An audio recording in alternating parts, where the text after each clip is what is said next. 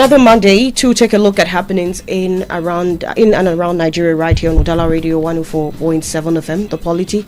Good morning to you and welcome. Over the weekend, we saw the emergence of few developments in Imo State, where we had Governor Hope Uzodimma, who is the Renewed Hope Ambassador, have a kind of palliative drive that involved the distribution of key materials like sewing machines, refrigerators. I heard shuttle buses too, and then a lot of packs of food items distributed to people, and eventually that event was hijacked.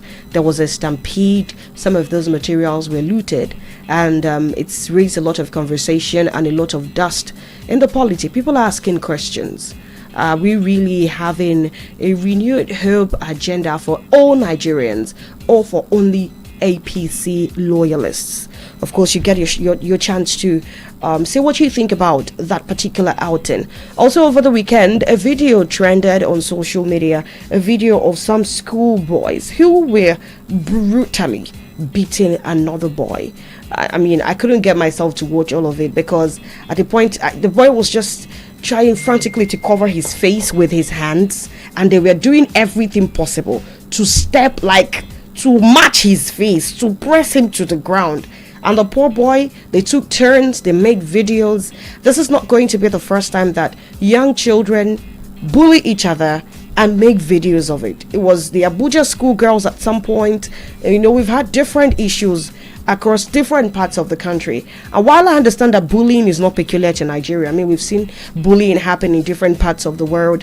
I am just curious to find out how we can, as a people, as a government, as administrators, move to actually reduce the ratio of this occurrence in different academic institutions, and even as families. What can we do because these kids obviously come from families. I mean, the ones who kept beating the other boy or the boy, they all come from families. What could be done from every level of the society to make sure that children don't treat other children so badly? My name is Chisom Chinedu. Franklin is here. Good morning, Franklin. Yes, hello. Chisom, good morning, and good morning to everybody listening to us this morning. Of course, it's our anniversary month, and we keep on, thanking you for sticking around with us all this very while, because we're here, because you are there. He talked about the event of City Boys that happened somewhere in Imo State. It happened at Hero Square. It was meant to be an empowerment where beneficiaries will be drawn from the 5 southeastern states of Anambra, Abia, Imo, Enugu, and the Enugu state. And guess what? Some of the things that they brought there for this very empowerment, they included shuttle buses, sewing machines, deep freezers, grinding machine, barbing kits, wheelchairs for persons with disability, smartphones for content creators, generating set, laptops, cash grants, farming kits, and fertilizer. Even hair salon equipment, they were all displayed for this very empowerment. But the issue is that at the point it turned chaotic, where there was a stampede, and some persons who came to be part of it, they had to loot some of those things that they displayed for empowerment. And that brings to question issue about crowd management, in as much as they try to do barricade. But if you look at the kind of crowd that turned out there, you know that kind of barricade is not enough for you to fend off any kind of challenge. Then another thing is what politicians do, because people who are involved in that thing in Owerri, whether they are career politicians or not, they are politicians. This tendency of, pushing for the optics, we want the public to see what we are going to empower people with. That's what happened there, because some persons must have looked at what they displayed, and they were wondering, if we fail to loot, can we get any of these very things? Would it get to us? So, and they felt maybe the only way they can ensure that they get some kind of it is to loot those things. So I don't know why we always fall into that very temptation of, because we want the optics, we want to convey this idea of we are doing the right thing, or we're doing well, we're empowering people, then we just display everything on the field for the cameras to see and watch. Even if you want to do this thing, why don't you display them first? Bring your cameras, let them capture whatever you have there. Then, so that you now have these things in confined places, so that when we don't want to distribute, you'll be able to manage it. Because sometimes, just imagine somebody who came from Anambra, he went to Owerri, and he was seeing shuttle bus, he was seeing sewing machine, he was Simba being kid, and he needed any of these very things. And he was wondering, since I'm not part of the, the channel or or those who might be benefit, why don't I do something and take this very thing? Then second thing is this. Each time these people talk about empowerment, for Nigerians and what have you not, the people being empowered are the structures of these very people. They are not just any Nigerian who needs it. If you have aligned with the structures, of course you are going to be nominated for you to benefit from that rating. So what we saw in the Musit was what City Boys used to try to service the structure they are creating for President Bola Ahmed Tinubu against 2027. Then you talk about what happened in Benin City, where students bullied their fellow. Well, I won't talk much about that because perhaps tomorrow Bleak and Blue will be able to address that very thing. But on the other side of it too, we'll look at other developments in the polity and see how we can, make something out of them. Of course, tomorrow is the swearing-in ceremony of Governor of Anambra State for second term, and I must tell you that if we are going to set agenda for the government, we have to start by looking at what the past 4 years have been like. Makana, if you want to go forward, of course, you have to look backward first. All right, then Dr. Tony Olisambeki is here as well. Good morning, Tony. Good morning, Nigerians. Good morning, Jisom Chinedu. Good morning, the good people of Southeast. Good morning, India Anambra. Good morning, India Onitsha. Donidu. Good morning, ndị market, ndị afia, ndị ọrụ oyibo, ndị na-azụ ihe ọbụla na-azụ, ndị na-anya ife ọbụla na-anya anya. I also welcome everyone under the reach of a voice. Of course, we know there's no more sit-at-home in Anambra State. Sit-at-home is banished, ostracized.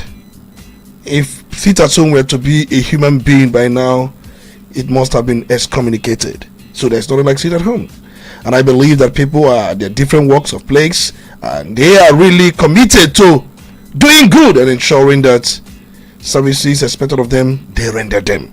You're welcome, our brothers, those who are essential service providers, from security personnel to medical professionals, journalists everywhere who put their lives at risk as well to bring the real story.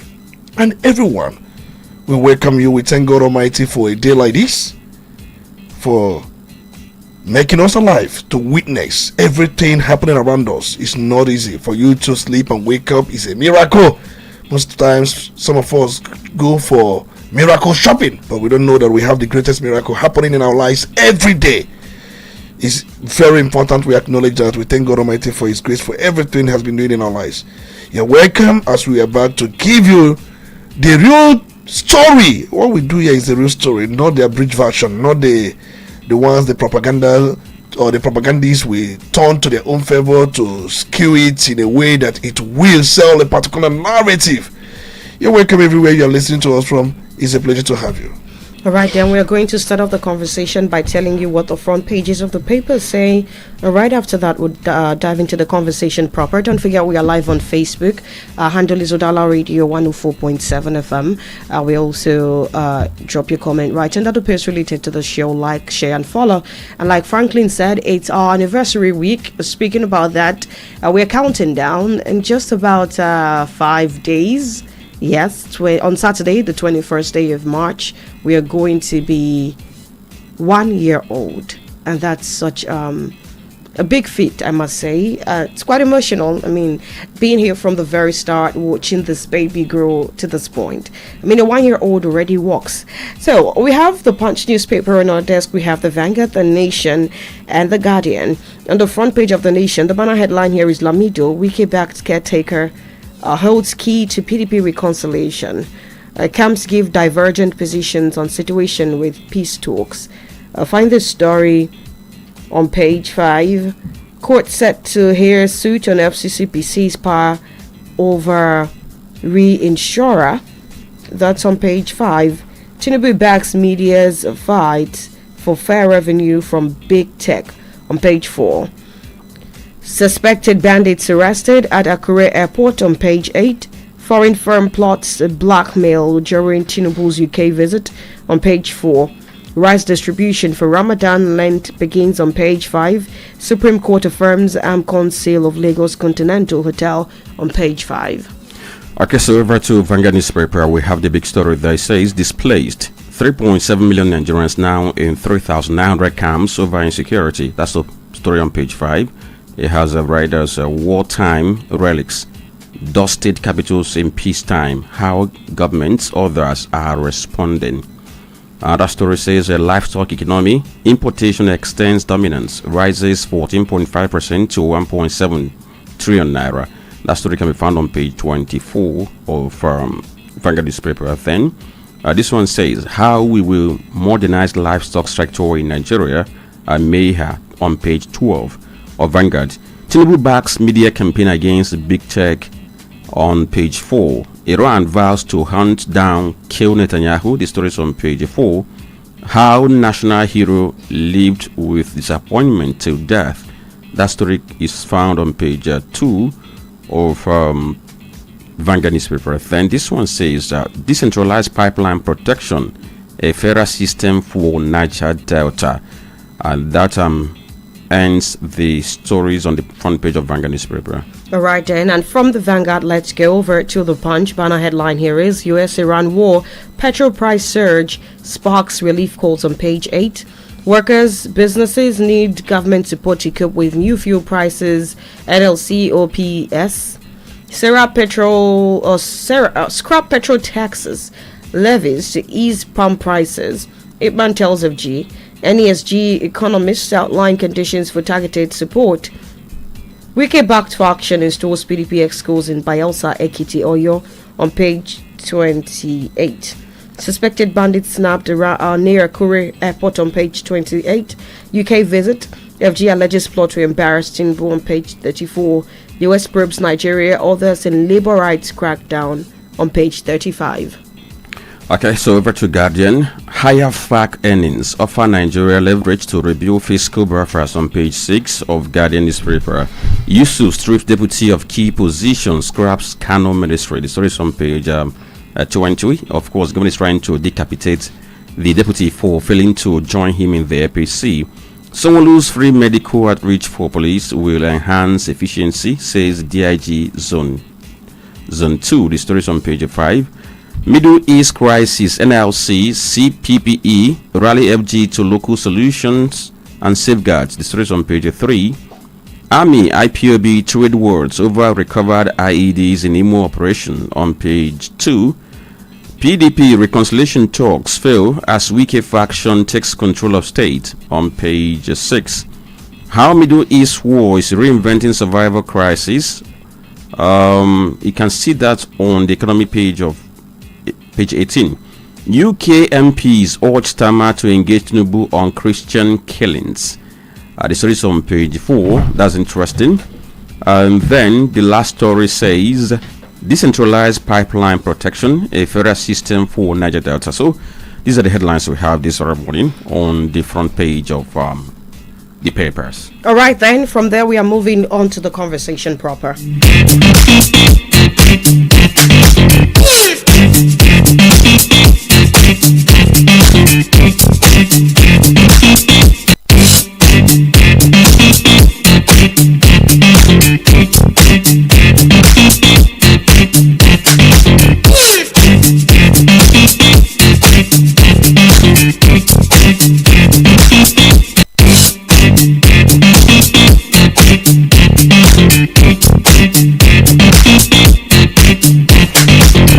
And so we are starting the conversation from home. I mean, talking about Anambra State. Tomorrow, the governor of Anambra State, Professor Charles Chukwu Soludo, is going to be having an inauguration, more like an official launch into his second tenure as the governor of the state. And of course, one important thing that needs to be done is to take a look at what the first tenure was like, and of course, set agenda for this second move. All right. We are looking at some of his key achievements, which would include road rehabilitation across several urban and rural areas. One particular place that even the blind can see is what Mr. Governor did with Okpoko. All right, even the blind can see that Professor Charles Chukwu Soludo went to Okpoko and The Okpoko that used to be the biggest slum in Africa was cleaned up. Okpoko may not yet be there. I say this with all senses of responsibility because I do know that some of the schools in Okpoko still wear the old Okpoko look. Okpoko's infrastructure still suffers from vandalism. But did the governor keep his words of starting off his projects with Okpoko? Yes, he did. A day after his inauguration, he went to Okpoko like he promised during his campaigns, and he started off work from there. And of course, we've had urban planning that involved the demolition of illegal structures and new city development plans work done. We see what is happening with Main Market. We're only suing that it happens faster so that the displaced traders can find a way to balance up again. We also see a lot of road projects that have happened in the state. We're not even going to pretend that all of these things do not or have not happened. Look at Ochanja, cleaned up better than he was before he became governor. Look at parts of Main Market, as much as some of those places that we are constructed in the past still have certain issues. I'll use the Emeko phase, for instance. I'm not going to lead this responsibility entirely on the government because we are Anambarians and we see for ourselves how we contribute to the decay that happens around us. We also have efforts made by his government to increase internally generated revenue and of course plug all loopholes where we lose revenue from. But there have been areas of criticism. Yes, there was the law or the bill that was passed that legalized Udogachi, Agune Chamber precisely, and then there was the operation Udogachi, and we saw how it cleaned up a lot of things. Over the weekend, Frank, we forgot to mention the incident of the Dibia that was arrested, thanks to our own Agune Chamber, and unfortunately it was a show of shame how everything eventually panned out. He was asked to summon his the crocodile that allegedly is the goddess or represents the goddess that he worships and sacrifices to. In viral videos that we've seen young people, stand in line praying to this river goddess, making all sorts of sacrifices, desecrating the inland waterways and the water bodies and all of that. And unfortunately, the goddess didn't answer him, so he was arrested. And we've still had pockets of insecurity in certain places, but we're not even going to pretend like since the governor started this drive of kick out fake DBS, insecurity reduced drastically. There are also allegations or criticisms around revenue pressure on traders. Okay, some persons say that they pay a lot. There is always this drive, and some of them still say we don't get dividends of this. There is also the recent cries that came with the demolition of illegal structures. In the drive towards urban renewal, we know, but it has brought pains to certain persons in the state. While that is a good move, people are suffering for it. Collateral damage, you may call it, but it is what it is. And so, let's talk about the gains, Tony. How impressed are you, judging by his manifesto, what he's been able to deliver? Is it 100? Is it a 50? Is it a 60? A 70? And the things that we look forward to. And these criticisms, Tony, how would you address them? Well, criticisms are part of governance. You welcome criticisms to do better, but let those criticisms be constructive. If you see destructive criticisms, you will know. But if you see constructive criticisms, you will know. The idea of constructive criticisms are tailored to ensure that leaders do things right and possibly focus attention where we are not looking at before now. Before we talk about Anambra State under Soludo, we first start by x-raying what we had before his arrival and what we have presently. I'm aware that it was in 2002, March 17, that the governor of Anambra State, Professor Charles Chukwumasoludo, CFR, was sworn into office. First term, 4 years. We saw the whole drama that happened. The former governor was bowing out. We now look at what was inherited. Of course, he told us later on that what was in the cover was insignificant. He didn't go to mention or to call the names. That is just one. And secondly, in his inaugural address, he talked about the livable and prosperous homeland where people will live, have leisure, work. He talked about those things. He talked about a vision of Anambra State he has. And he also said that he would commence work as a governor of Anambra State from Oboko, one of the largest slums in the world. That's where he was going to commence his work. And he went on to promote certain Igbo cultures, Akwete, made in Nigeria, made in Anambra, and other things he said. I listened to the inaugural speech. Yes, you mentioned the issue of Oboko, where you say that he has done quite a lot in that area. I'm aware that he has constructed about 19.1 kilometers of internal road, 19.9 kilometers of internal roads.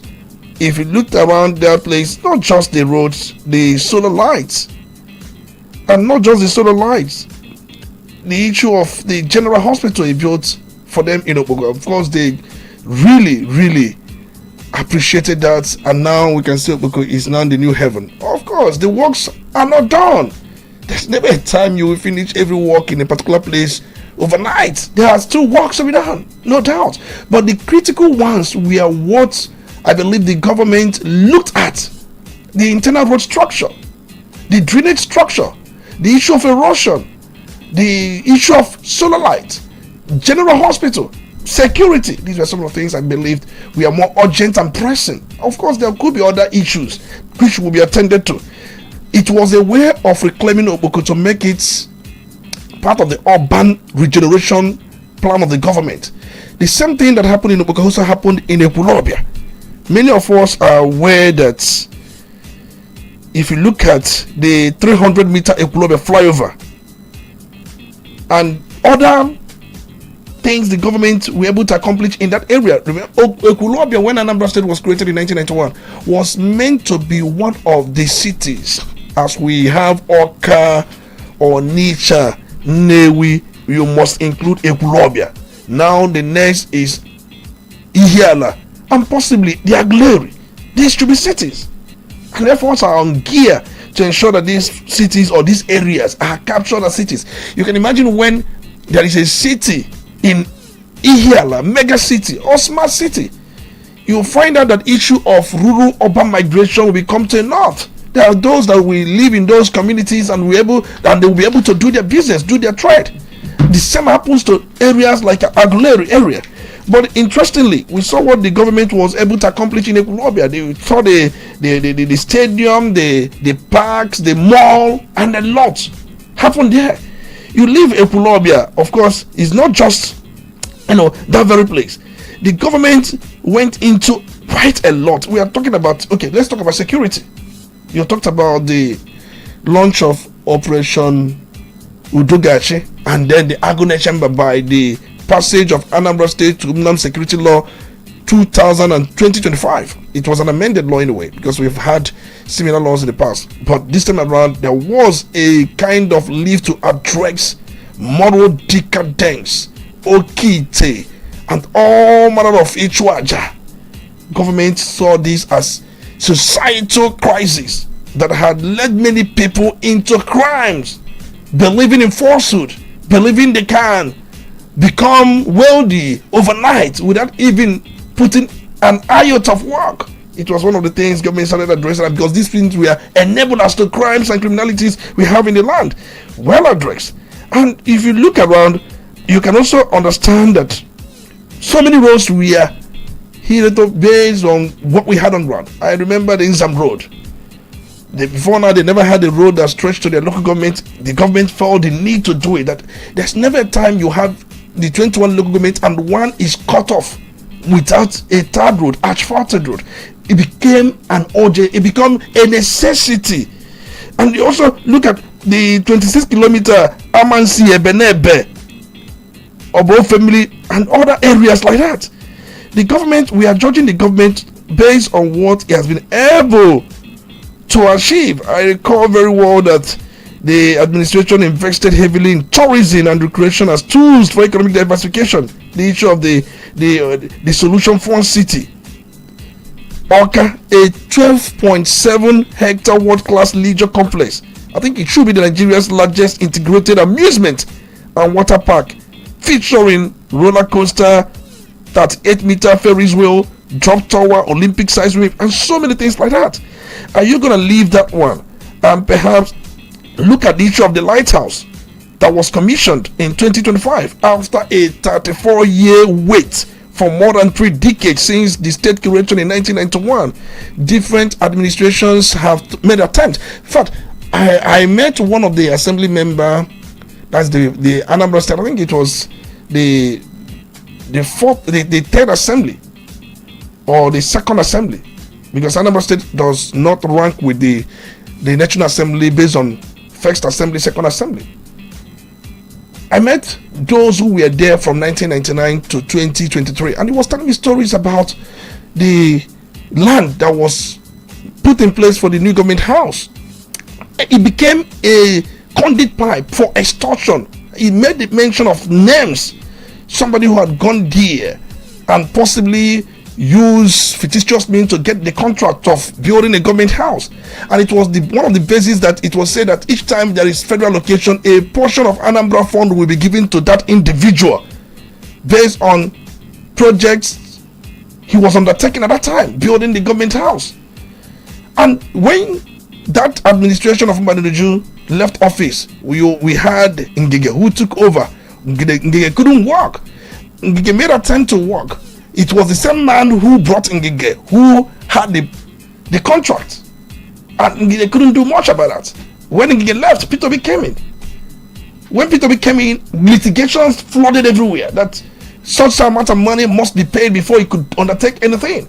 P2B thought about building the government house in a different site, in a way to run away from the litigation and the problematic nature of the land the person in question had seized.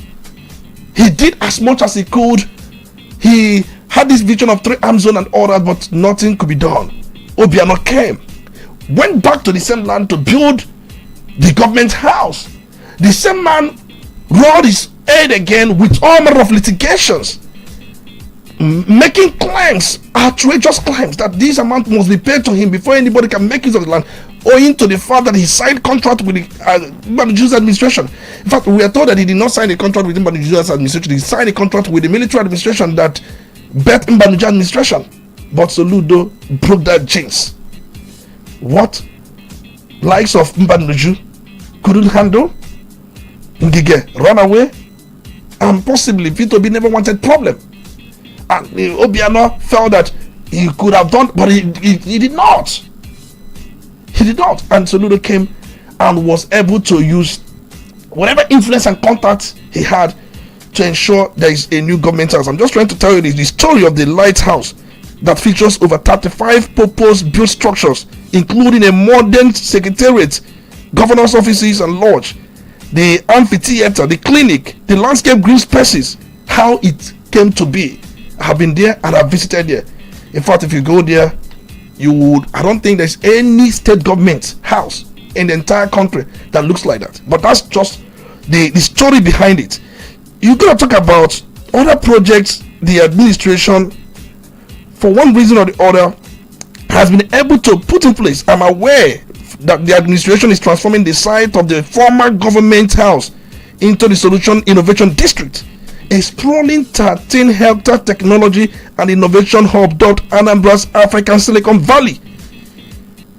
I think there is this saying by the governors that, vision of everything technology everywhere.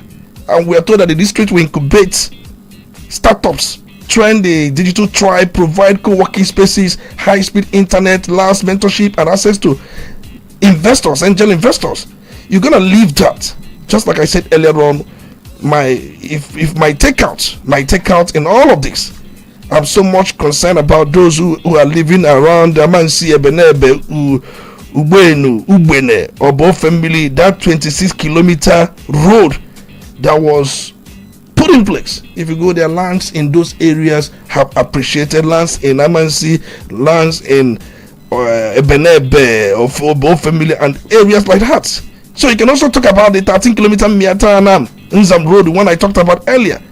You're gonna talk about the education, the investment in education, the awards won. You're gonna talk about the ones in health, where we have free education as we speak in Anambra State. It was made possible that in Anambra State you have to go to primary, secondary, free of charge without any hidden charges. Is possible.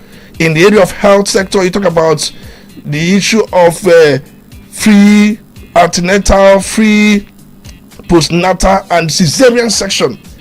Even when with operation, these things are possible in Anambra State because a government made it so. I want to talk about awards because many people will tell you that Ejida Award are success.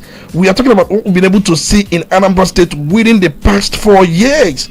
It is important. I don't talk about even the ease of doing business, the transparency, accessibility, and so many things. People have said, why do you always talk about this government? Anambra State is my homeland. Anambra State. I'm so passionate about Anambra State. That's where I'm from. And I know many of us are also from the state. If things are not going right, I'll be the first to criticize. I'll be the first to say things are not going normal. But when things are going right and you want me to skew it in a way to suit your narration, either to sell a particular narrative. One thing about government everywhere in the world is that there's never a time government can solve every problem at the same time. Problems are many. They cannot be solved at the same time. Of course, we saw the award of the Territory Road. It's a federal road. We knew very well that efforts were made in the past to see to the construction of that road. Look at the traffic situation in that very area. Very, very disturbing, lugubrious, dolorous, and deathful in every sense. We saw that. But the truth remains that there's so much work left undone. We are talking about the issue of security before the Soludo administration. Many of us cannot go to 7 local governments. You cannot go to Iyala. You cannot even go to Orumba North, Orumba South. You cannot even go to Agwata.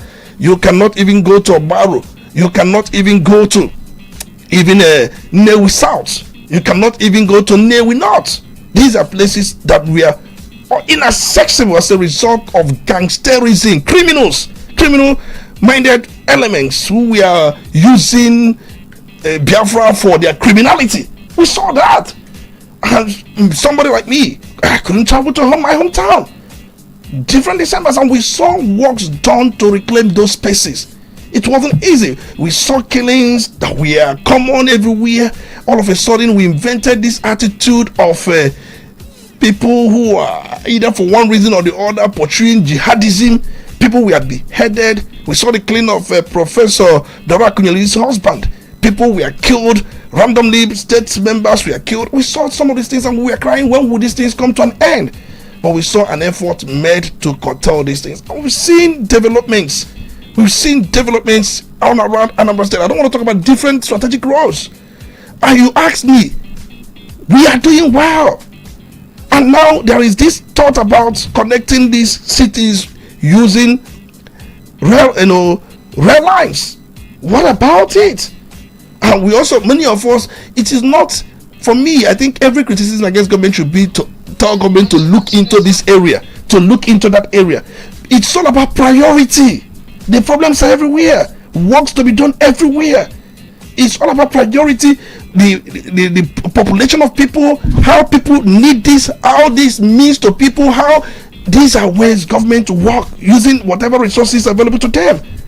If Soludo had been so much concerned about either Owambe or ostentations, trying to show this, trying to show, I was telling people in Anambra State here, we've seen on Facebook people insult governor, people call governor all manner of names, call him. I have not seen where he comes out and say, pick this person, pick that person, pick that person, pick that person. You can't try that in Imo State. You cannot try that in Enugu State. You cannot even try that in Ebonyi State. I've seen the use of state powers to either stymie dissenting voices. It's not so in Anambra State. And one of the people who are into opposition said, I think it's one of the things that God has blessed Anambra State politics, that it did not start so with Soludo, that even during the time of Obiano, people call him a matter of names. They call him drunk. They call him Ribening Abamanya. They call him all sort of names. He did not look at anybody. So Anambra State has been blessed with that culture. Even where dissenting voices, no matter how high these voices are, the people in government look the other way around without trying to use the state power to intimidate anybody. It's one thing we must also sustain. Obiano did it, and Soludo is sustaining that. We must appreciate Anambra State for that, and that's the kind of homeland I pray for. So we are looking forward to his next 4 years, and some of the promises also he has made, and consolidation of most of these works. That's what we're looking at. Okay, so let me add one or two to this, because a lot has been said regarding what the government has been able to achieve in the past 4 years. Of course, that 4 years is coming to an end midnight today. Exactly. So tomorrow is inauguration for a new 4-year term. To borrow the words of our forefathers, I will say that now, Wanza Bagobala Kumeraya. So, in all ramifications, anyhow you want to evaluate the first term is based on the capacity of the governor that he has delivered. Absolutely. And he has said that he's going to do more in his second term. But for me, where I want to focus on is on the, going forward. Not to talk about what he has achieved or what he has achieved, but I just want to look at going forward. Because if you look at the vision of this very government, a whole lot were mentioned. He mentioned the pillars of his government. He talked about how he wants to make Anambra a destination point other than the departure lounge. A lot actually went in, and I can't forget the statement he made on the day he assumed office, where he talked about how things are going to work, how he will go even extra mile to shop for the best to go for Anambra State. And if I'm going to use his analogy, he said even if it takes to bring in a Pakistani to do the job, that he's going to do that. We want to see that in second term. Then I want to talk about the issue of grand vision versus small things. These two things in governance, they matter. Grand vision comes from the point of strategy, point of sustainable development, point of this is where we want to put Anambra in the next 50 years. This is where Anambra to be in the next 100 years. That's the grand vision. Like the issue of the mixed martial city, the Onitsha 2.2, just begin to mention all these very new cities. These things are things meant to have a sustainable development in society. They are all fantastic. They are all nice. Talk about the airport, talk about the Silicon Valley being planned in Oka. They are all fantastic. But also, while we are doing the big things, let's not forget the small things, because they also matter. These small things are things that people complain about on a daily basis, or things that pressure people on a daily basis. I'll give you an instance. If you're going to build the best of environment, when I say environment, I mean if you're going to make the environment so leisurable in Anambra State that people can easily find leisure here and there, people are going to enjoy it. But I'll tell you that what could be the most pressing need for them is, how do I get to reduce my house rent? How do I go to get value for my money for electricity? Now let me even talk about the issue of electricity now, because in this very second term I'm thinking that the government should think of how to go into generation, because depending on EEDC or depending on national grid for power, I got it will take years before we'll be able to solve that problem. But if government can talk about how do they bring in partners to go into power generation, whereby Anambra can generate its own power and distribute, it's no longer an exclusivity to the federal government. It's now in the concurrently. So any governments at state level can now do things in that very area. If government will be able to do it, because power kickstarts every area of the economy, or power pushes every area of the economy. If you have power in Anambra State now, let's say you are sure that every Anambra State now enjoys like 20 hours of supply in a day, I bet you are going to see businesses who are going to come in.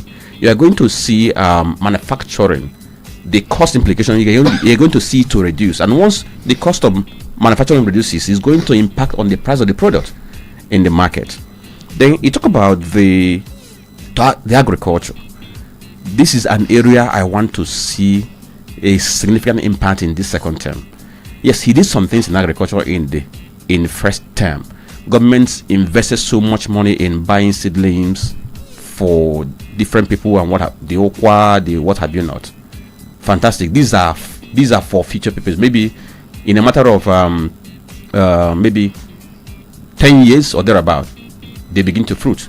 But for palm nuts, 5 years, 2 years, 3, depending on the on the bridge, it can begin to fruit. All these things are good. They are going to help. And I also want to see a structured intervention in agriculture. The day I went to, that should be on more. Yes, the day I went to more. That was the day I saw the kind of land we have in Anambra North, underutilized. And I saw the capacity of these very farmers that if they have good support from government, they are going to do a whole lot. I'm looking at the possibility that government will be able to purchase tractor, even if it's going to be done by local government, whereby they have tractors that people can hire and be able to produce in commercial quantity. Now, that was I think that was in 2007. That was when I discovered that even Ukulu around the Wariam Okozo that they do as farming. If you go to Ukulu has the best of Gare. If you go to, there's one place in I am a local government area where if you go there, you will see okra plenty. Amelum has a lot of okra. So if you talk Gare, so I'm talking about Enwe Janam, right? But this is Janam. Just few moments after harvest, they are gone. Obozia, Jizaki, Benandiotia, and what have you not? Some rice mills in Anambra State now, they get their paddy from Kano. So I want to see where government will have this investment that is very strategic in agriculture. Do so much intervention so that we'll be able to utilize that resources we have in that very part of Anambra State. When you spoke about agriculture, it actually brought something to mind. Over the weekend, I was in a tricycle. A young boy, not very young, but he should not be more than 40, was having a conversation with a certain woman about how much rice he cultivated and how the price of rice crashing made him store instead of going on to sell immediately. And then it got me wondering, oftentimes we have palliative this, palliative that. Do you know that we can actually have palliatives that encourage young people to go into agriculture? Yeah. I mean, it doesn't have to be about tech, phone for tech, refrigerator where there's no lights. If sewing machine with quick skill. Even processing. Now, okay, so let me tell you this very story. Under the past government in Anambra State, why I'm saying this is because I was heavily in the know about it. Under Obiana government, Nigeria Export Promotion Council, that gives advice on how you can export things, was meant to have an office in Anambra State. The government could not provide what they needed to establish. Guess what? That office was taken to Ebonyi State. Now, why am I mentioning this? Could they not provide, or they were just not interested? They were lax about it. What I'm saying is that the woman who was sent to Anambra State to head the office, for 2-3 months, she was in Enugu. Because there was nowhere to operate from. Before you know it, they transfer her back to Abuja. Now, why am I going this very well? I'm talking about, because the issue of agriculture is not just to bring out the farm produce. Processing can do a whole lot for storage for the state. It can do a whole lot. This issue we're talking about, there's no joy. If we're able to create that environment where young people can go into processing, it becomes a way to create jobs for them.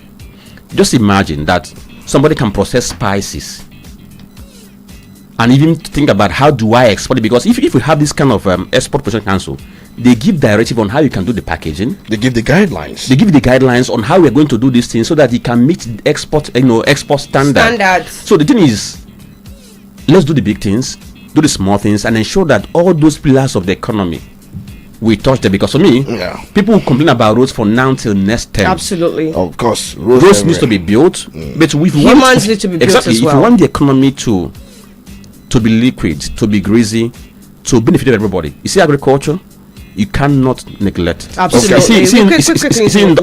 Industry. Yeah, industry. Manufacturing, production, you can't ignore it. And also service sector and what have you. Plenty of them. Do not forget the 1U2 skill. Of course, different skills we are put in the on the table. And many learned a lot, and many of them are now employers of labor.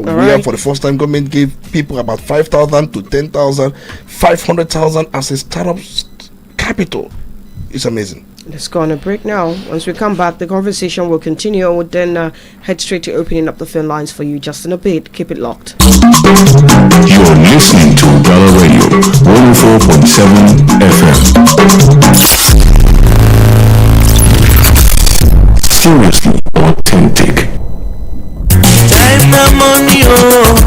Onitsha ndị nwe ahịa nke a bụ ụzọ anyị si asị unu daluo maka ọmarịcha otu afọ nke nzikọrịta ozi Udala Radio dị otu afọ n'ọnwa Maachị a. N'ọnwa Maachị a niile Udala nwere onyinye pụrụ iche maka ịgba afọ ọhụrụ a. Ịzụta advert slot abụọ inwe otu mgbakwunye onyinye n'efu.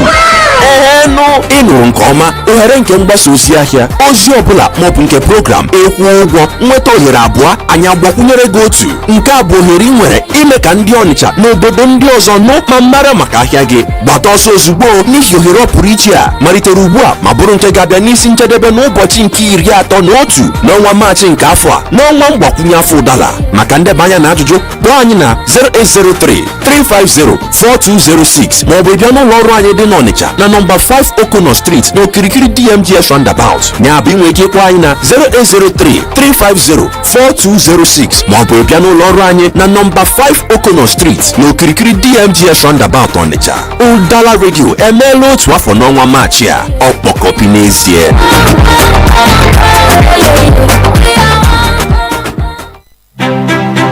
The board, management and entire staff of Anambra State Housing Development Corporation, ASHDC, Oka, warmly congratulate His Excellency Professor Chukwuma Charles Soludo, CFR, Oluwatwe, and his deputy, Dr. Onyekachukwu Ibezim, on their inauguration for a second tenure in office. This well-deserved mandate reflects the confidence of Anambra in your visionary leadership and commitment to the transformation of our state. As a key agency in housing and urban development, ASHDC proudly aligns with your vision of building a livable and prosperous homeland for all. We reaffirm our loyalty and dedication to supporting your administration's development agenda. We pray that God grants you wisdom, strength, and good health as you continue to lead Anambra State to greater heights. Congratulations once again, Your Excellency. Signed, Chike Anyono, Managing Director for Anambra State Housing Development Corporation, ASHDC, Oka.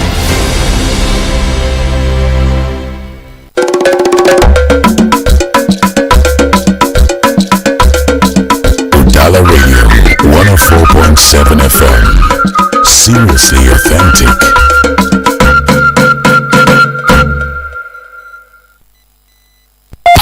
You're listening to the Polity. Get involved now.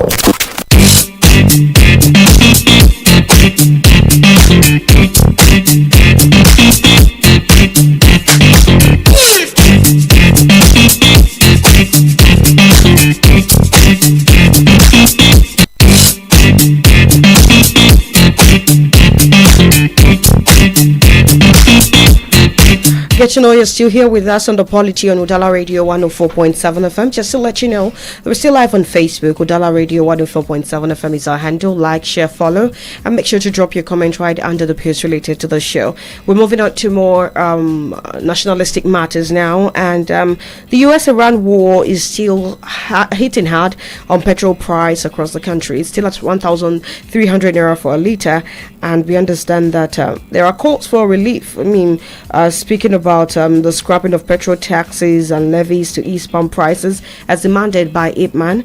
We also understand that NESG economists are outlining conditions for targeted support, and workers, businesses need government support to cope with new fuel prices. That's from NLC and OPS. Tony, unfortunately, we know that this may not be a directly Nigerian problem, but Nigerians are suffering it. And the question at this point would be, how would the federal government come in to ease the pressure? I mean, look at the fact that a lot of things are not really working right in the country at the moment. And you look at the fact that a lot of things are dependent on petroleum price. We don't have power. A lot of businesses are dependent on petroleum products to have businesses working. A liter of diesel, last I checked, was up to 1,600. So many businesses depend on diesel to run, including ours sometimes, because the power situation in the country is a mess.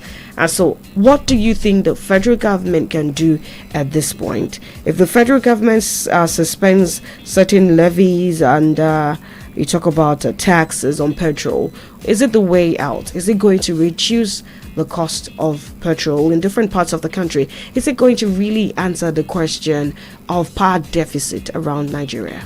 Well, we have been looking at the scenario. It is a problem, and we played ourselves into this. When the war was coming, we did not foresee what we are seeing. Many of us knew very well that the price would go up, but nobody knows the manner, the percent at which the price will surge. Nobody was able to fathom this. And we've been able to explore different parts of the world, and we discovered that Nigeria seems to have the highest increment, about 61% price increment. That's very staggering. We've seen other countries that have been affected. We've seen those that had 9% increment. We've seen those that had 13%, 14%, at best 20% increment. We've seen these prices. But here in Nigeria, we have 61.1% increment. That is staggering.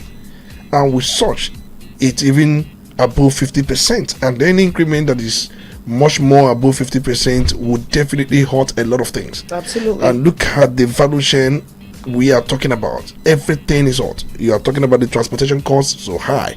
Prices of products, services are as well high. Because anybody who is rendering a service will be able to increase the prices, be able to meet up certain bills. If it costs more to transport yourself from your home to place of work where you render the service, you have to increase the price of the service so as to take care of the transportation cost that has been added.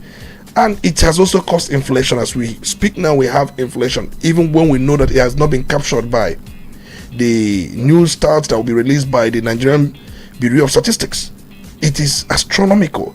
Gains were made, no doubt. We saw prices of commodities and food prices coming down over time.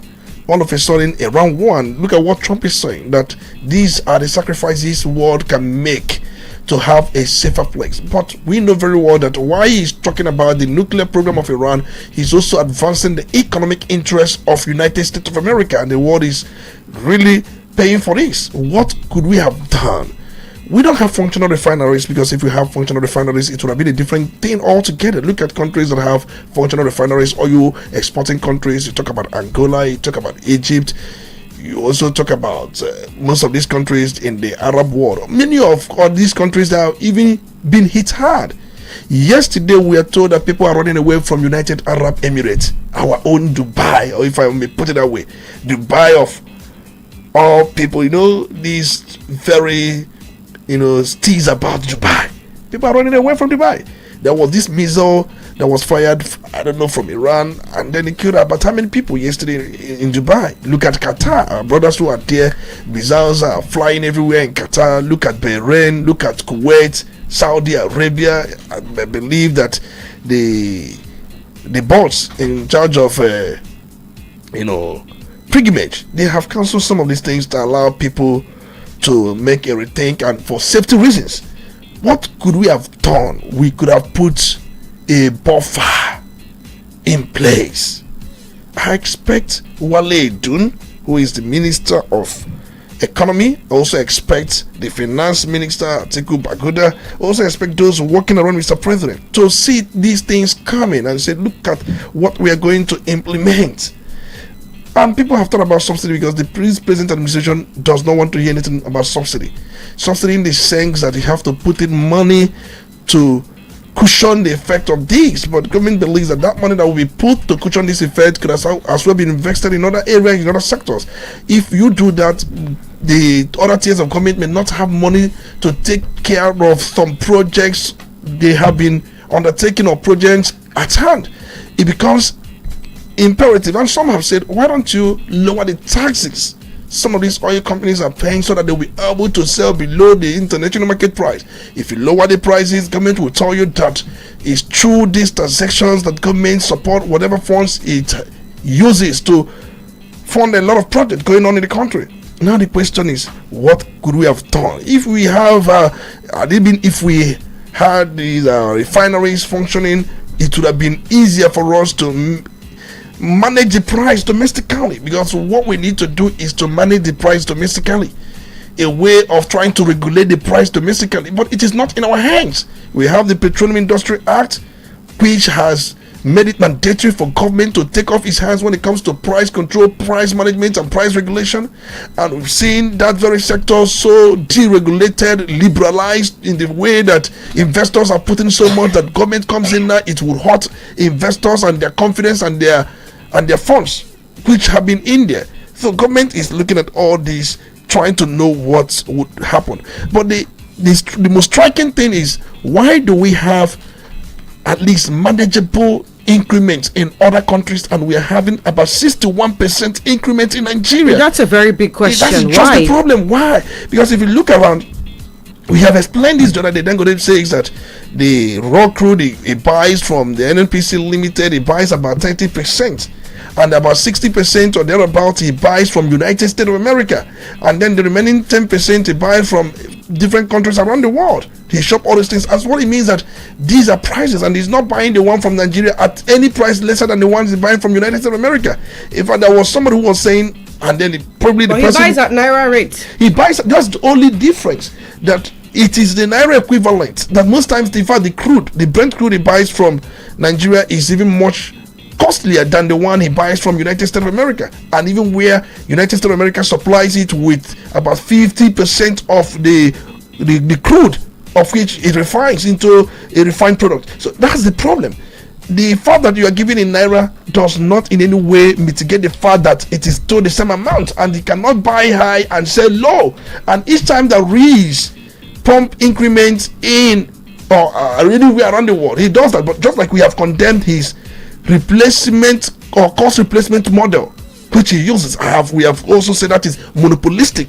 Each time there is a news that the price has gone up, even when he had not even bought the product, what he does is to adjust his own price to reflect. But that should be done based on the product you have bought. He does not do that. So he believes so much in the model we mentioned that is very, very anachronistic, very bad, very monopolistic. Well, put it on your government that has refused to have a working refinery. And that is just what we have. Why is it so? Is because we have allowed Dangote the entire space. What prevents us from building our refineries? If we had built our refineries, Dangote cannot take such monopolistic. When did Dangote start building his refinery too? Because if you look around 19? He started the refinery around 2018, 2019, and today, and that's what we have. And a whole Nigerian government. 61 years after independence, the largest refinery in the world. That's what Dangote has. Shame on Nigerian government. The largest refinery in the world. As we speak today, we have got everything that naturally most countries in the world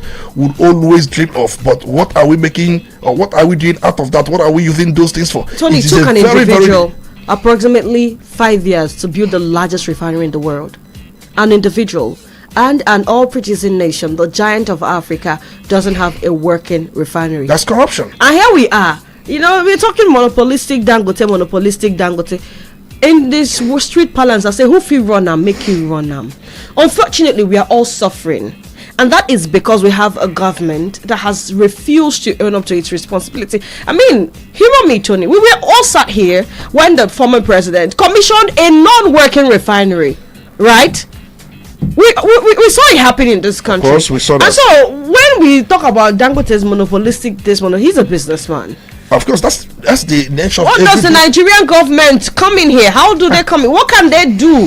They are responsible for this. And let me say this, because if you look at Dangote, because we know very well the 650,000 barrel per day facility in Lekki Free Zone. I don't want to talk about how that Lekki Free Zone was even conceptualized. We know how much the project cost, about 12 to about 20 billion, but what we have on the record is about 20 billion project. And you look at the key, people or organizations that borrowed Dangote or that credited Dangote. In fact, Dangote is just, I don't know if he has offset some of his debts, but most importantly, Nigerian banks, if you want me, most first generation banks, all these first generation banks you hear about, they provided funds in dollars to Dangote. Most of these banks, you know their names. They provided funds. And apart from these banks, we have here, because the major one, of course, it got from the government itself. Even the CBN provided funds.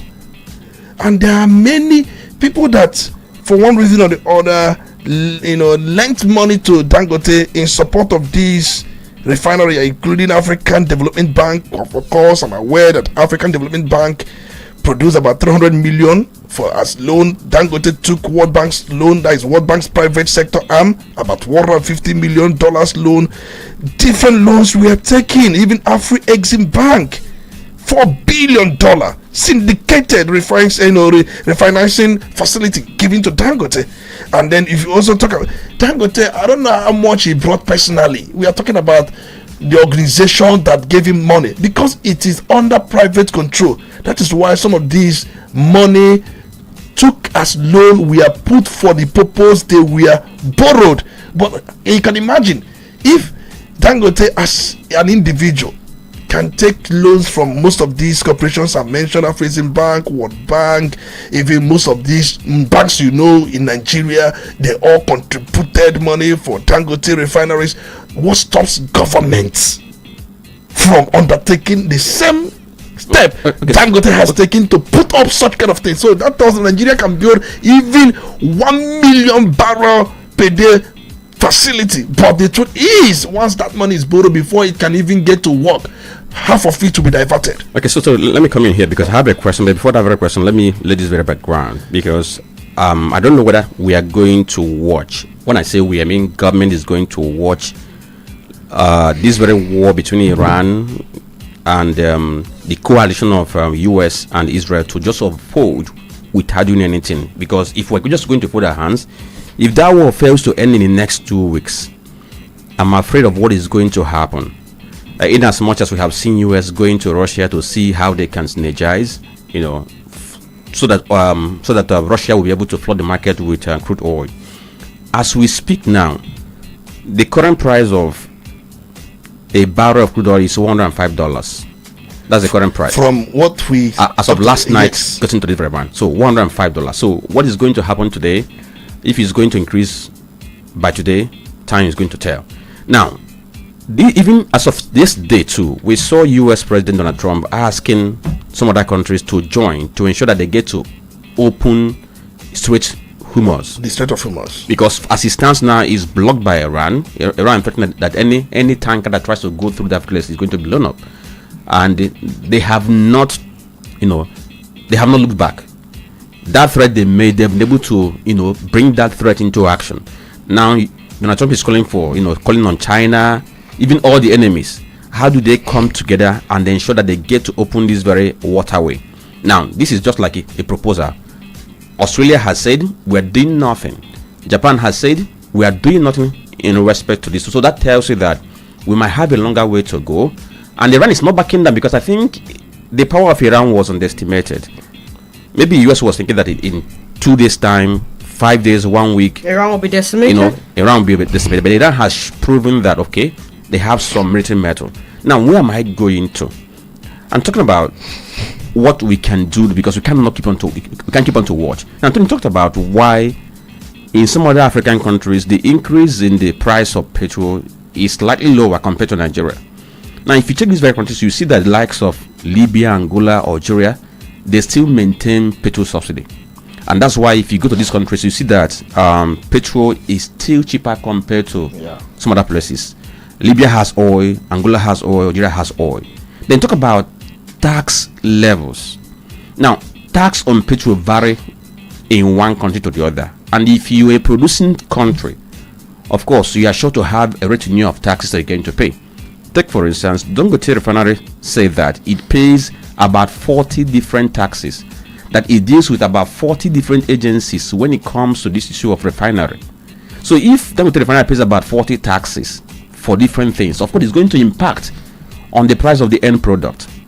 Now, you talk about the local refining capacity, like Tony has already dealt with that very one, which is we just depend on Dangote and then whatever NNPC imports, if they import at all. Then talk about, if you look at countries who depend on import, like many African countries, their prices depend heavily on shipping and logistics costs, global oil prices, then the exchange rate. Then let's talk about government regulation. If you go to some of these countries, there is a government regulation that your price cannot go above so and so. And that's why you can see that nobody could just wake up and arbitrarily increase the price to a level that just suits him. Then talk about the currency strength. Like here, Naira is nothing to write home about.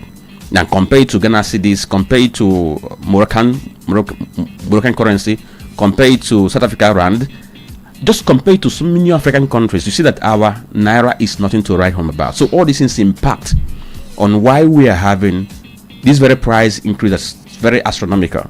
Now to the question, because if you look at what people are saying for the fact that government is now making extra money from the price of crude. After all, in the 2024 budget, the budget benchmark is $60 per barrel, and government is making an extra of about $40.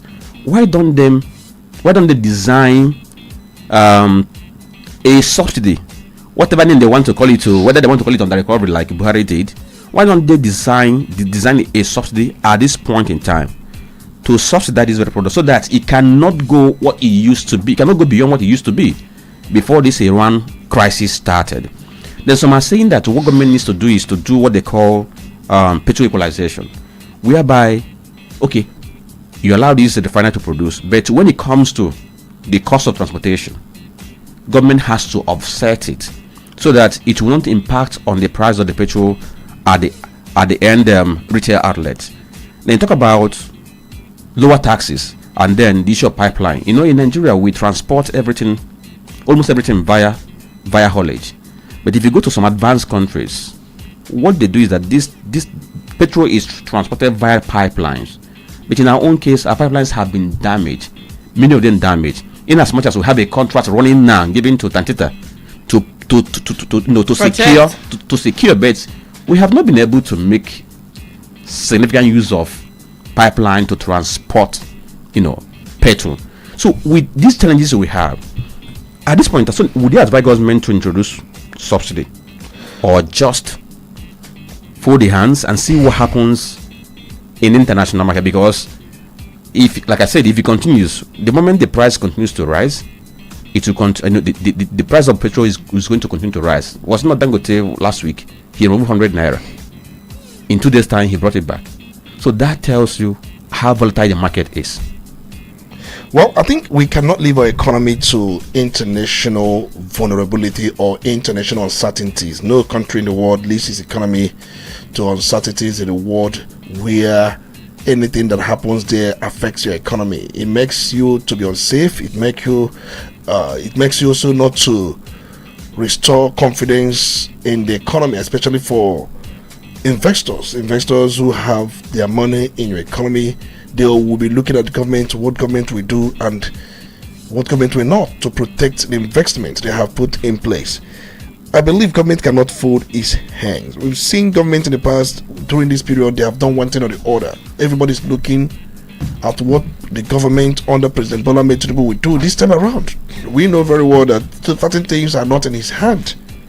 There are certain forces that are not in his hand. But can he do something? Yes, there is something he can do. It might not really be subsidy, but whatever he does will be something that will force back the price of this product back to at least 1,000 naira. Paying 1,200, 1,300 is outrageous. Many Nigerians have, for now, they have lost hope. And Mr. President promises renewed hope. Is it going to be lost hope? It is important that he sees something, because we are also having our windfall. Do not forget. Why these things are going on, Nigeria is making more money. Our budget predicated on $65 per barrel, sometimes $60. What it means that we are making close to ×2. That is windfall. What do we do with the windfall? It is important that government looks at the money. There was a time in the past, SS accounts, we had many names given to these accounts in the past in a way to save and possibly channel it into something else. But we have saved and nothing happened. Either it was liquidated, stolen, diverted, or little chunk put in one area or the other. That's what we've seen in the past. But I think now government should look at the windfall. Can we use the windfall, part of the windfall, possibly 15% or 20% of the windfall we'll be making out of this situation? No, the windfall is the excess we are selling, because the government is also selling. That's the windfall. The amount. So the excess money that has come in from what we budgeted at $60 per barrel to now $100 plus. $105, and we are selling. So we are gaining over $30 on every barrel we sell. That is windfall. More than $30. More than $30. We are gaining about close to $40-something to every barrel. That's what we are gaining now. So what do we make out of it? I believe government should look at a way to invest a fraction of it in a way that it modulates our own domestic prices. You can move into agreement with Dangote, because this period, NNPC Limited, I don't think if they still import, they import strategically. Just like I explained the other day, we looked at this. They import strategically whenever they feel the need, either when there is fear that something is drying up or Dangote is not delivering. Of course, they have storages they can open up. We can also look at if we can open up our storage. We have storage. Is that the best thing to do at this time? If you look at it, if you do it, how long can it last? But the most important thing, we can see how we can cushion this. While we are looking at it to open up our storage for a week, while we are looking at that, move into a contract or agreement with Dangote where you can decide to offset some bills for him so that the price will come down. He buys at international price and he is going to sell at international price, and he's going to add some additives like transportation. Everyone is like also this. making demands. If possible, we can segment or fractionalize certain taxes he pays, take up some of these taxes, not all, because we were told in 2004 alone Dangote Group paid over 450 billion in taxes to government in 2024, and in 2025 I've seen reports where it was said that Dangote paid about 400 and something, I think 402 billion in taxes. So if you look at it, government relies on some of these things to fund certain projects and development in the country. If it can be, there's a way government can come in. There's a way, and we've looked at this way. There has to be a way. You can call it rebalancing, cost rebalancing. Yes, I'm inventing one. Without calling it subsidy. Cost rebalancing, taking a fraction of the excess. And we're not going to add fraud to it. You are not digging your hands into government cover. Taking a fraction of the excesses we are making to offset. And we are not going to add fraud to it. We're not going to pad numbers. We're not going to exaggerate figures. By the time you involve the political class, you expect what's going to happen, because many of them will use it to prepare for the next election. We are exactly. So that's why I asked, is that the best we can do? But see, if he cannot trust his cabinet members to do this, why don't he work directly together with the Ministry of Petroleum Resources? That's what he can even work directly with Dangote. It's now becomes government and Dangote finding a way to see what they can do to bring down the price at least to 900, at least to 800. Okay, what is 1,300? Let's go on a break. When we come back, there were reports that over how many million Nigerians? About 3.7 million Nigerians have been displaced in the past 5 years, and about 3,900 camps have been set up in different parts of the country in hotspots like Borno, Benue, Zamfara, because of insecurity. You know how a country needs to be badly hit for 3,900 internally displaced persons camps to be set up, and I cannot even help but imagine how lowly these people live. But before we delve into that, and of course open up the phone lines, let's attend to some commercials. Just stay. Udala Radio 104.7 FM. Quality bread, Wendy's bread, for your family breakfast. Wendy's bread, Papa chicken they toast yellow. Wendy's bread, Mama Papa they like Wendy's bread, chicken they do. Wendy's bread, even children they like Wendy's bread, Wendy's bread, Wendy's bread, get it better. go sweet your belly. When this bread, when this your bachechona. When this bread, tasty bread. You can contact us on our official address, Second Business Park, Enugu Road, GRA, beside Onitsha, Anambra State. We also have another branch at St. Michael Plaza at Tani Road. Also contact us on 070-1149-1571. Wendy's bread, your tasty bread. Wendy's bread. Onitsha, una don ready for the biggest Easter shutdown. Golden Promise Entertainment presents Easter Golden Fiesta. One massive night of music, comedy, and correct vibes. It happens Sunday, April 12, 2026 from 5 p.m. till dawn for Onitsha Mall ShopRite. Host for the night, MC Nim and MC Feargod. Music policy by Emmy Black, Ivado, and Sparkle T. Laughter with comedians like Twin Parrots, Prince Neche, 5 Naira, Dibia Update, Holy Baba, and Sister Ekutos, plus live performances from Nweze and CJ Uzugo, and DJs who will keep the party hot all night. DJ Staffy, DJ White Barrel, DJ Two Step, DJ Tony Banks, DJ Freezy, and DJ NK.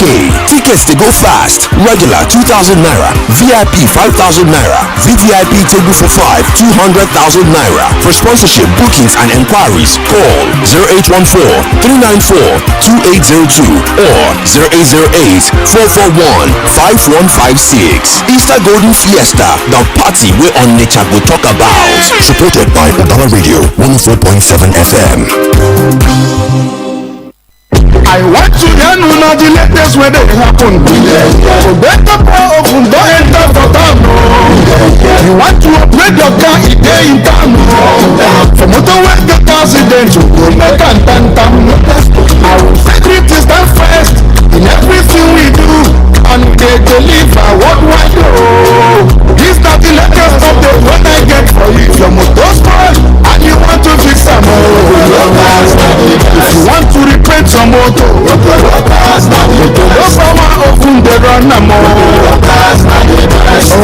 No man against if I'm a financial, go manata, and you put your Toyota, they go power off Nanyo.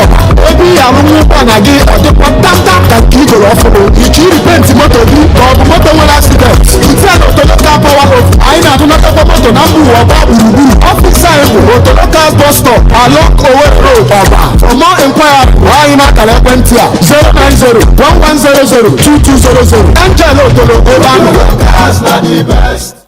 Time the money, Onitsha, ndị nwe ahịa, nke a bụ ụzọ anyị si asị unu daalụ maka ọmarịcha otu afọ nke nzikọrịta ozi Udala Radio dị otu afọ n'ọnwa Maachị a. N'ọnwa Maachị a niile, Udala nwere onyinye pụrụ iche maka ịgba afọ ọhụrụ a. Ịzụta advert slot abụọ, inwe otu mgbakwunye onyinye n'efu. Ịnụrụ nke ọma, ohere nke mgbasa ozi ahịa, ozi ọbụla maọbụ nke program ịkwụ ụgwọ, nweta ohere abụọ, anyị agbakwunyere gị otu. Nke a bụ ohere ị nwere ime ka ndị Onitsha n'obodo ndị ọzọ nụ ma mara maka ahịa gị. Gbata ọsọ ozugbo n'ihi ohere ọ pụrụ iche a malitere ugbu a ma bụrụ nke ga-abịa n'isi njedebe n'ụbọchị nke 31 n'ọnwa Maachị nke afọ a, n'ọnwa mgbakwunye afọ Udala. Maka ndebanya na ajụjụ, kpọọ anyị na 0803-350-4206 maọbụ ịbịa n'ụlọ ọrụ anyị dị n'Onitsha na nọmba 5 Okono Street n'okirikiri DMGS Roundabout. Ya bụ inwe ike ịkpọ anyị na 0803-350-4206 maọbụ ịbịa n'ụlọ ọrụ anyị na nọmba 5 Okono Street n'okirikiri DMGS Roundabout Onitsha. Udala Radio emeela otu afọ n'ọnwa Maachị a, ọkpọkọpi n'ezie.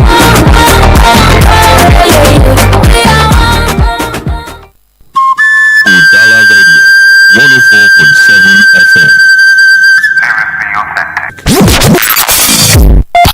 You're listening to The Polity. Get involved now.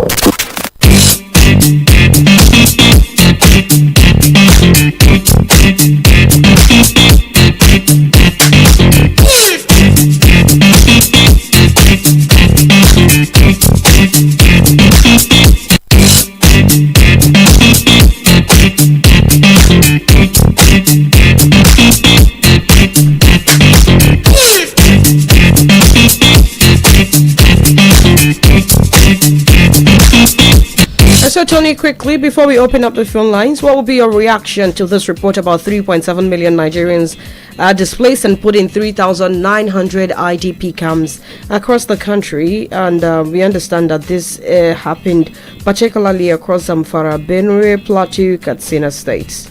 Well, it's sardonic, there's no doubt. It is very distressing, very lugubrious. I've always said it many times that we cannot continue this way. We must put in place security architecture at the local government level, town level, and we are still crying for local government police, state police, town police to populate these unpoliced spaces. And these attackers, they have been having field day, and one of the potent ways to go after these attackers is to ensure that they face resistance by populating these spaces.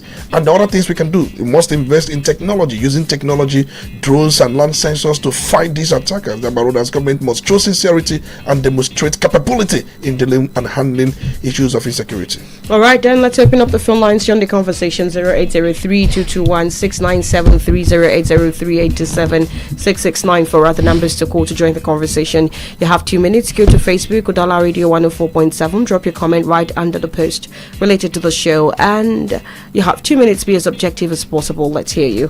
Hello, good morning. Hello, good morning. Yes, good morning. Good morning, my speaker. You're welcome. It's good to have you. And good morning, Franklin. The voice of Honorable President, Mayor Okutukume JP. Udala, can I go on? Go ahead. Yes. The issue of this rising petroleum price in Nigeria, like the other day, people are blaming Dangote. Well, I'm not blaming him. Because Nigeria caused what is happening to them. Because they gave him all the power and all the material to be handling Nigeria, to be monopolizing Nigeria the way it is now. Like I said the other day, what is holding Nigeria from making the Warri refinery, Kaduna refinery, hot refinery, or even build more with the money that we are generating from that oil? But refinery is a corruption. Okay, look at the electricity problem that we are facing here in the southeast now, which I knew that other places, even Lagos and other places, are witnessing the same thing. The president run up and go and put solar in Akara. Now, how can he feel what we are feeling? How can he fix electricity with this development? Well, I want to advise innocent Nigeria. Let us hold him by his word. He told us that if he did not fix electricity before 4 years of his term, that when he comes out in second term, that we should not put him. So I want to remind Nigerians to hold him by his word. Thank you and God bless. All right, thank you for your contribution. 0803-221-6973, 0803-827-6694. Let's hear you. Good morning. Hello there. Hello. Yes, good morning. Would you please be a little louder? Go ahead. Hello. Good morning. We can hear you. Please go ahead. Okay, this is Emma. I'm calling from my side here. Go ahead, please, Iman. So I want to commend Franklin on the explanation what the government of today must be done to ease the suffering of the masses. That it should invest on agriculture. Very important point. Let's engage in agriculture. Simple thing, equipment to help the people that are cultivating so they can make support of output. That's my take. I support him on that issue. Thank you. All right, thank you for your contribution. Good morning. Hello, good morning. Hello, good morning. This is Udala Radio 104.7 FM, and this is the Polity. My name is Chisom Chinedu. Tony Mbeki is here. Franklin Ebuka is here. Please be guided. Good morning. A wonderful morning to you, lady of the house, Chisom Chinedu Franklin. Good morning. You're welcome. From Onitsha. Now, in Iran, do they have increments in petroleum? Israel, do they have increment of price increment? The US as well, Venezuela. Mention countries in the world, how much are they selling petroleum? 2 days to the war, Nigeria have already started shouting. They have already increased the price of petroleum, courtesy of Dangote. And we call ourselves a country. The old stock you have, where is it? These are set of leaders settling themselves to come back for second tenure. Are you getting it? These countries, even the Strait of Hormuz, a ship was escorted, that was day before yesterday, by the US and Israel. As we are speaking now, Donald Trump is assembling most allied countries to send their warship to the Strait of Hormuz. Why should we even import petroleum in the first place?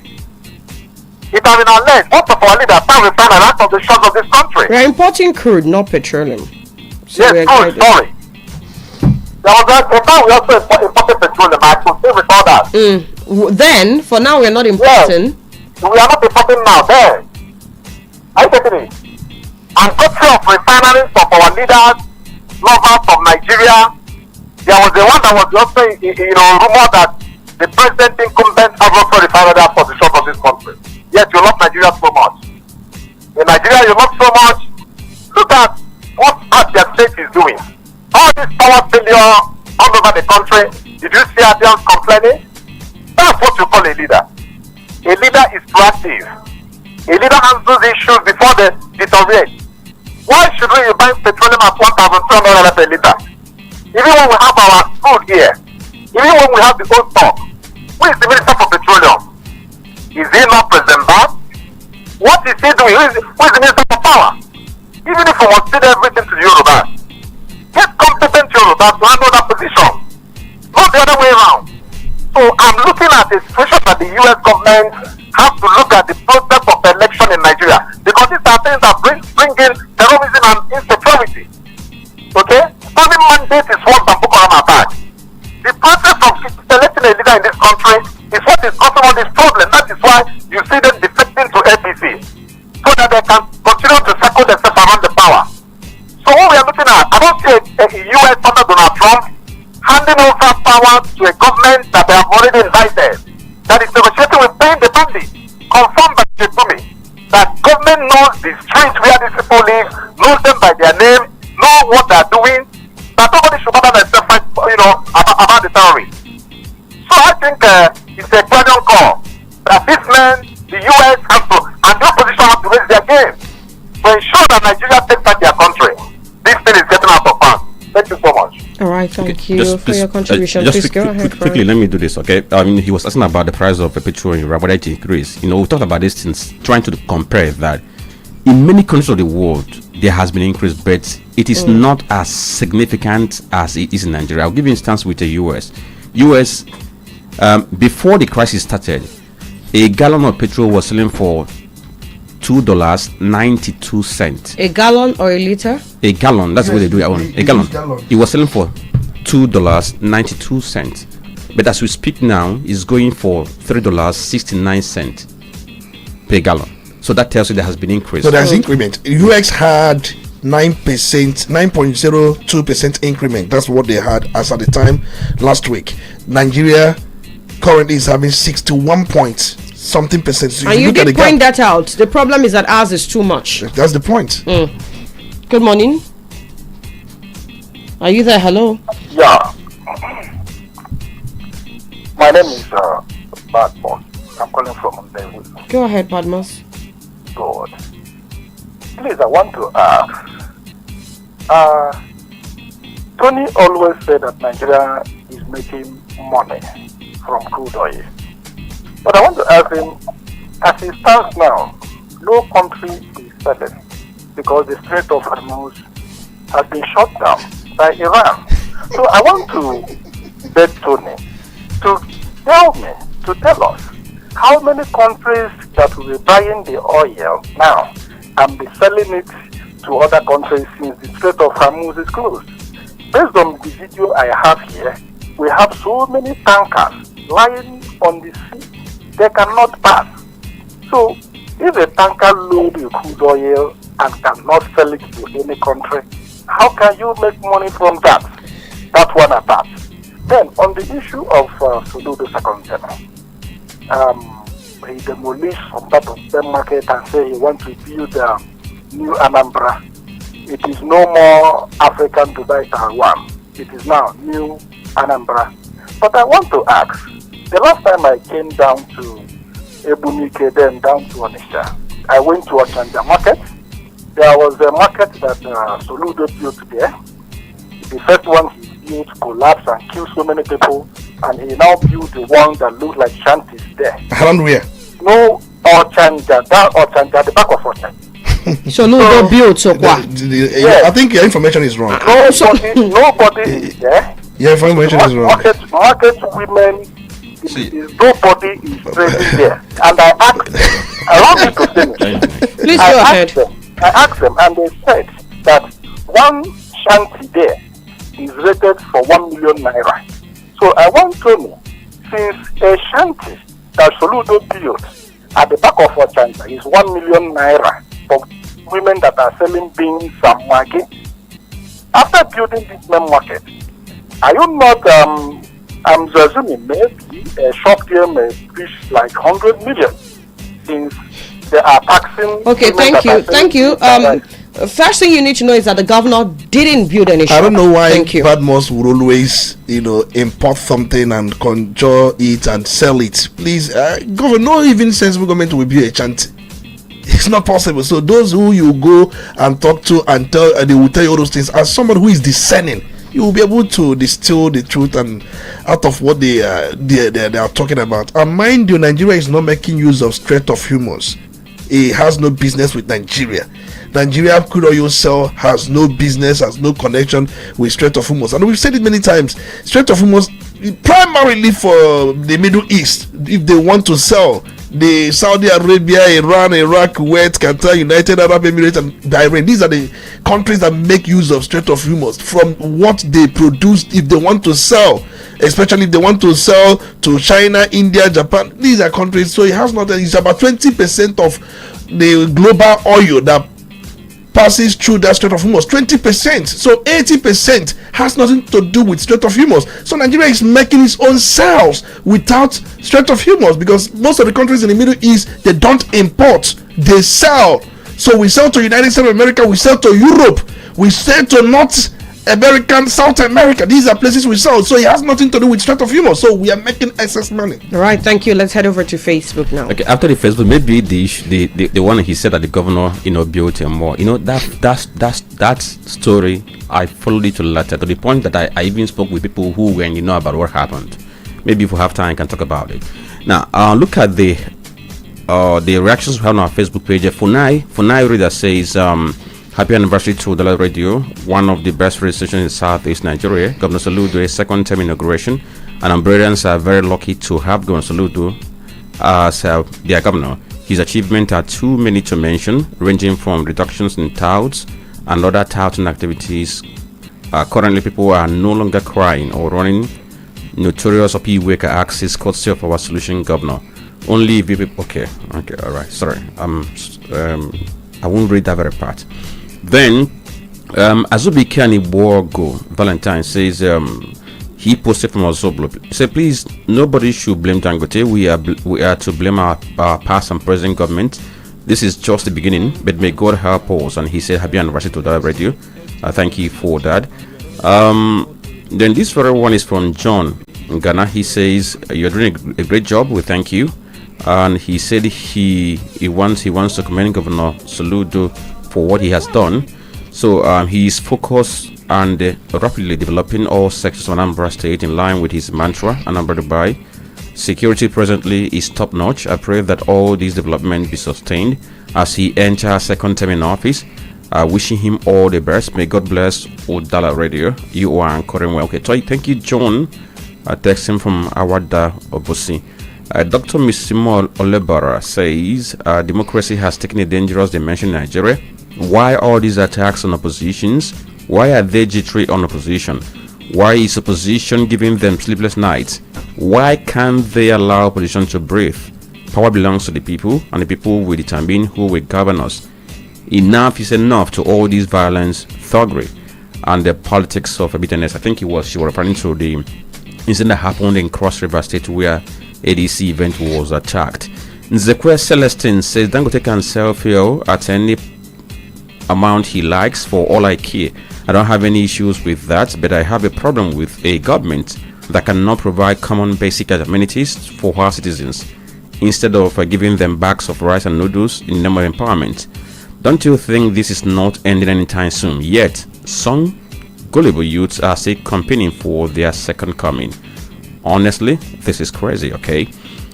Francis Omaga Namani watching from Amagun Zenengu State. Thank you for being there. Uzome Eric says, if we continue talking forever, nothing will change in Nigeria. Those responsible for government are vandals, borrowing and sharing among themselves. And Dandola says, he posted from Awadobosi, I'm worried about the way we have come to accept things in Nigeria. And I want to ask, what is the office of the Sheyi Tinubu of Nigeria? Okay, what is the office of Sheyi Tinubu in Nigeria? Or do we now have the office of the Fresh Stone in Nigeria? How can Sheyi Tinubu be allowed to be spending millions of naira under the cover of City Boy movement, sharing items for the re-election of his father, while our doctors, our soldiers, our teachers, our police, and so on are not well paid? This Nigeria can never stop amazing me, more especially our youth. Indeed, Nigeria is at the crossroad. Agwonyeka Isaac says he's watching from Awada, and he says congratulations to Dangote for having largest refinery in the world. Our governor should continue his good works in the state. Joseph King, where's Joseph Kelechi? Thank you for the wishes. And then Francis Ndamani says federal government should do everything possible to urgently address the current fuel hike. Honestly, the poor masses are suffering in this country. Where are we going from here? And he goes on to add that the opposition party should endeavor to field credible, God-fearing, and competent candidates to challenge the ruling party. And with that, I think we ended the reactions on our Facebook page. All right, then we're rounding off the conversation. Franklin, you wanted to address one of the things that was alleged about the building of shops. No, I'll tell you what I know, because somebody said that's Soludo built, but from what I gathered from people I talked to, what I know factually is that some government officials gave approval for the building to be erected in the first place.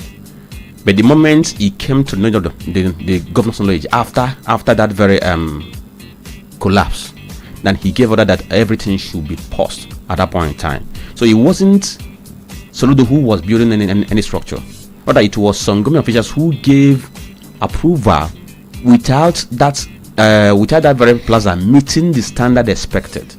I think that's what the fact is. I think if you look at some of the buildings around that Ochanja, they were developed by private individuals. It wasn't developed by government. But most of these developers secured approval. And just like what you said, when approval was either erroneously given, I think those involved, just as what we had in main market, they are being also prosecuted. But it was never a government thing building those infrastructure. If government does, build infrastructure, you should see the design, you should do everything, and they should announce it.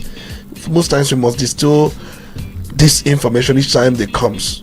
There will never be a time, I don't think government will be building a structure and then it collapses. It means that government is a collapsed government too. It's not possible. So let's be very mindful of some of these things flying around. And for the last time, I would also want to tell Mr. President if he can give tax breaks, tax incentives to Dangote so that the price will come down. He may not run subsidy. But these breaks, tax breaks, tax incentives from the excesses we are making from this situation, at least use it to offset the groaning aspect of it. I call it cost rebalancing. Do it in a way that Nigerians will not feel so battered as those who do not have mother and father. We look like orphans. That's what we look like. But President, you can do something. You can do something on this. All right, then. Thank you, gentlemen, for your wonderful contribution this morning. Tony, for your analysis. Franklin, anything else you'd like to add? Somebody wrote something that got my attention on Facebook. He talked about, people doing what they're supposed to do. Let me remind Nigerians that voter registration is ongoing now. go and register. And if you know anything you can do to ensure that that person you want to wins, get to work. ADC is ongoing. ADC is currently doing their online registration. Guess what? As of Wednesday, number of persons who have registered is about 620 something thousand. Anambra was only about 22,000. And I heard the chairman of ADC Anambra complain that the site wasn't, the site isn't all that responsive, having some glitches. Why am I saying this? If you love your position, get involved. All right then. Thank you for your contribution. Thank you for your calls again and being a part of today's edition of the Polity. And in the spirit of doing what you should do, I think you should get your health insured. Yes, Udala Radio is going to be a year old in a few days' time.